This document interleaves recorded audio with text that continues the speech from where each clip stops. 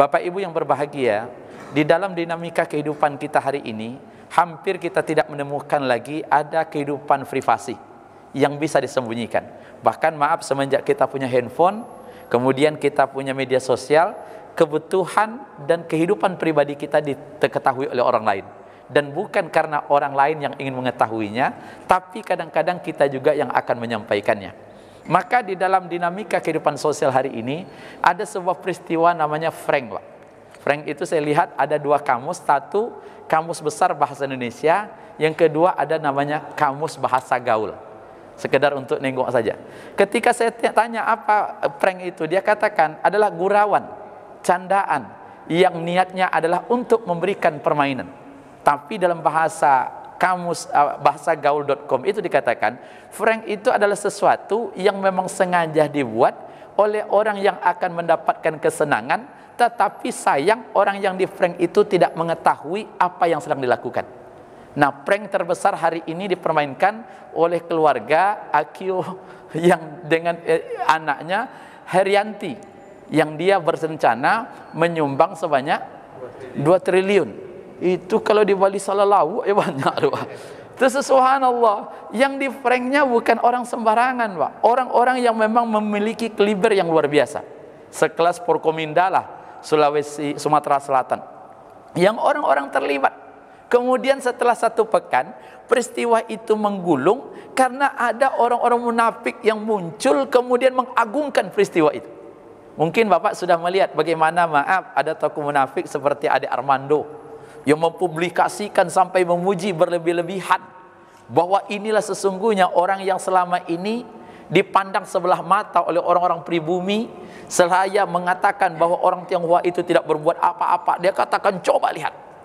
Tapi apa yang terjadi, Pak? Seluruhnya hanya prank. Kemarin diklarifikasi apa yang dikatakan, memang kami berniat untuk menyumbang, tapi duitnya belum ada. Aden pun pandai juga model itu, Pak. Kalau model itu kalimatnya, dia ingin menyumbang tapi duitnya tak ada. Subhanallah, betul, Pak. Kalau dibawa ke dalam Islam, niat saja dapat pahala, Pak. Tapi niat itu jangan ditunjukkan sama orang, membuat masalah namanya itu, Pak. Mungkin Bapak mengatakan, Pak Ustadz, saya berniat memberikan makan 100 orang anak yatim. Sampaikan ke pengurus masjid. Kata pengurus masjid, alhamdulillah. Tapi bila Pak, bila ada piti, itu kan sama tidak tuh, Pak. Nah, subhanallah. Padahal kalau kita katakan kedermawanan itu satu sifat yang luar biasa. Kalau Bapak melihat Al-Quran, bagaimana kita disuruh berjuang dengan harta. Bahkan maaf, orang yang berjihad dengan harta, insya Allah kedudukannya tidak begitu kalah bersaing dengan orang mati di jalan Allah. Mengapa demikian? Karena ketika orang berjihad dengan hartanya, maka sesungguhnya akan memberikan dampak pada orang lain. Apalagi dalam kehidupan kita seperti ini. Maka ada hadis itu mengatakan, fattaqun nara walau bisyikki tamratin. Cegahlah api neraka itu walaupun kalian hanya berimpak dengan sebiji kurma. Subhanallah, Bapak coba lihat. Saya sempat melihat bagaimana sahabat-sahabat dulu, Pak, yang maaf surganya itu pasti, amal ibadahnya lebih daripada kita, sampai pagi kalau sudah larut malam tidak pernah tidur. Tapi bagaimana sedekahnya itu luar biasa, Pak. Contohnya siapa? Abu Bakar As-Siddiq.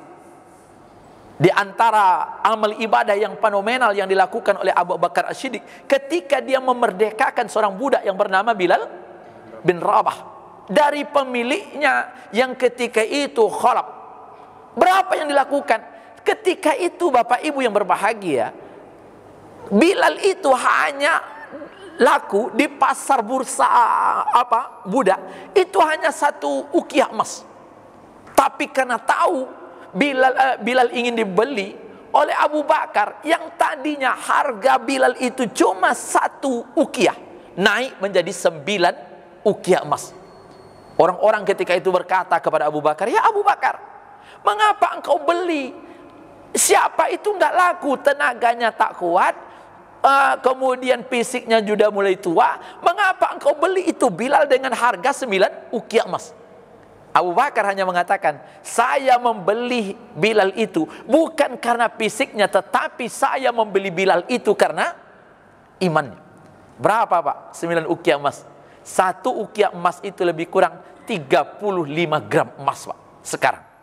Berapa pitinya? Tanya Pak Haji. Kalau mau tidak pandai, hitung piti, Pak.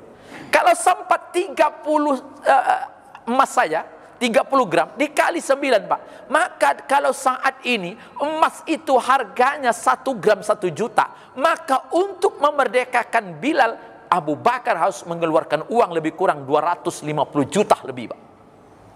Coba baca bagaimana orang-orang dulu. Itu nggak perlu dipublikasikan dan mereka tidak pernah mempublikasikan. Umar bin Khattab pernah bersedekah pada perang Tabuk dengan 40.000 dirham. Utsman bin Affan pernah bersedekah dengan 300 ekor unta ketika perang Tabuk. 1 ekor unta berapa juta, Pak? 50 juta. Artinya berapa?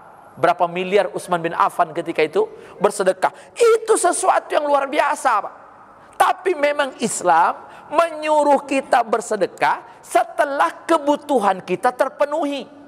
Mengapa demikian? Agar kita tidak merusak diri kita, Pak. Maka hari ini apa yang bisa kita lakukan? Saya mengajak kita semua untuk peduli dengan orang-orang yang di bawah kehidupan kita. Khususnya setelah kita dilanda oleh pandemi, kemudian ditambah lagi dengan penerapan PPKM. Saya katakan melihat PPKM hari ini luar biasa, Bapak Ibu yang berbahagia. Coba lihat bagaimana kesulitan orang-orang di sisi kiri Bapak. Maaf, jangankan untuk kehidupan yang ekstra, Pak. Untuk kebutuhan pokok saja hari ini sulit. Mereka yang tinggal di rumah kos, mereka yang ada, saya tanya, Bu, kemana kami pulang kampung, Pak Ustadz? Karena di kampung bisa tanam padi, bisa ada beras sana, ada sedikit sayur. Kalau di Pekanbaru kami tak punya apa. Mereka meninggalkan Pekanbaru, Pak.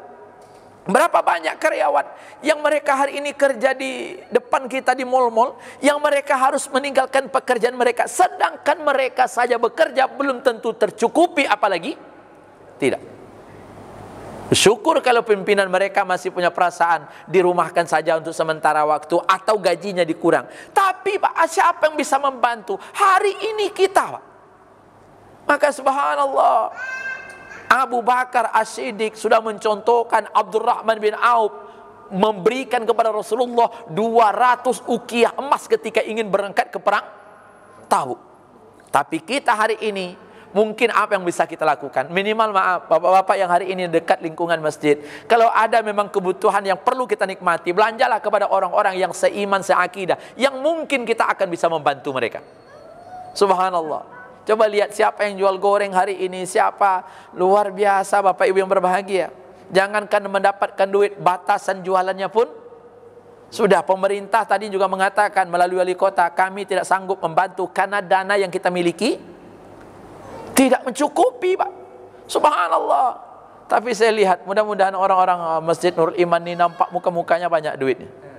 Atau mungkin kegelisahan yang tak nampak karena saking pandainya bersyukur. Tetapi jangan di prank orang lain, Pak.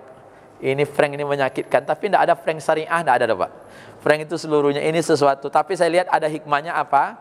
Yang terlihat ada orang-orang munafik yang muncul dalam sebuah pembelaan. Hari ini saya juga lihat apa yang disampaikan oleh kawannya Pak Ade, Denny Siregar. Dia katakan, oh itu biasa saja, siapa yang dirugikan? Padahal maaf, itulah kondisi. Orang munafik itu kalaupun salah, Pak, karena hatinya sudah tertutup, tidak akan pernah mau meminta maaf. Khatamallahu salah, Pak. Kalau ada orang salah tapi membela diri, itu canda, dia munafik. Kalau orang beriman salah, dia langsung minta maaf. Dia dengan besar hati, ya saya salah, ini dibela lagi, oh enggak, itu begini, subhanallah. Terakhir kita terima maaf apa yang dikatakan oleh dokter pribadi dari apa yang disampaikan tadi. Maaf, kami memang sudah berniat untuk berdharma, tapi duitnya belum ada. Bahasanya wak pun pandai model itu. Ini adalah sebuah kegagalan komunikasi kita. Apa yang terjadi? Kasihan, mengapa kita antusias negara ini untuk menerimanya? Karena memang di negara ini peristiwa seperti itu sering terjadi. Bapak masih ingat tahun 2011 atau 2012 ketika ada seorang menteri agama ingin menggali sebuah tanah di Bogor, ketika itu dengan alasan di dalam tanah itu ada emas. Yang katanya emas itu kalau didapatkan maka akan bisa membayar hutang negara.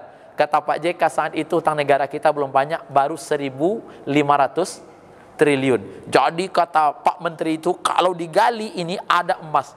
Pak JK ketika itu ngambil berapa kilo memang emas itu untuk bisa mencapai. Subhanallah. Sama orang mengatakan, tapi kita dibuat ini mungkin maaf pola pemikiran kita singkat, sehingga dengan secara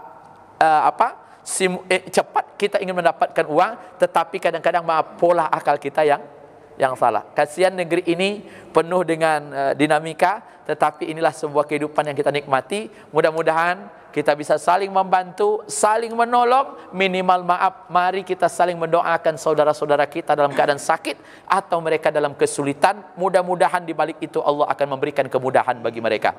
Mudah-mudahan ada manfaatnya. Assalamualaikum warahmatullahi wabarakatuh.